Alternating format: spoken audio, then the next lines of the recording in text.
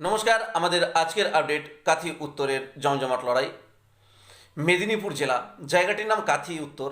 সুনিয়া কানাইদিঘি ভাজা চাউলির মতো এলাকা তখনও বোমাপরদের স্তূপের ওপর।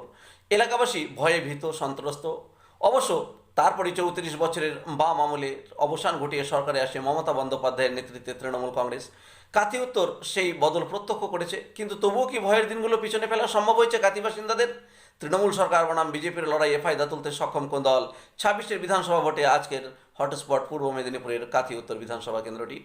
এই কেন্দ্রের মোট ভোটার সংখ্যা 2,62,786। মূলত হিন্দু প্রধান কেন্দ্র। 2026 সালের ভোটার তালিকায় অবশ্য এই সংখ্যাটা কিছুটা বদল হবে এশারের কারণে।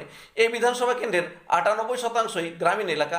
বাসিন্দাদের মূল সমস্যা অনেক কিছুই।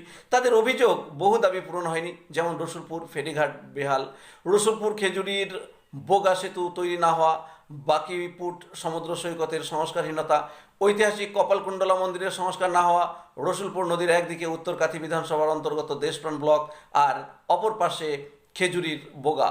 এই দুই এলাকার মানুষের নদীপথে প্রতিনিয়ত যাতায়াত হয়। দুই এলাকায় মানুষের দীর্ঘদিনের দাবি একটি সেতু তৈরির। ভোট এলেই আশ্বাস জোটে, কিন্তু ভোট মিটে গেলেই সেতুর কথা ভুলে যায় সকলেই।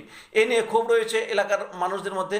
তৃণমূল সরকার ক্ষমতায় আসার পর তাকে হেরিটেজ ঘোষণা করে সংস্কার করেছিল, কিন্তু আবার রক্ষণাবেক্ষণের অভাব হয়ে যায়। 26 ভোটের পর নতুন সরকার কি এসব না পাওয়ার অবসান ঘটাবে? এই প্রশ্নের জবাব চেয়ে এবার ভোটের লাইনে দাঁড়াবেন এলাকার বাসিন্দারা। 2011 সালে বামেদের পতন হওয়ার সময় কাথির উত্তরের হাওয়া বদল হয়। ভিডিওর পরবর্তী অংশের জন্য চ্যানেলটি সাবস্ক্রাইব করে সঙ্গে থাকুন। ধন্যবাদ।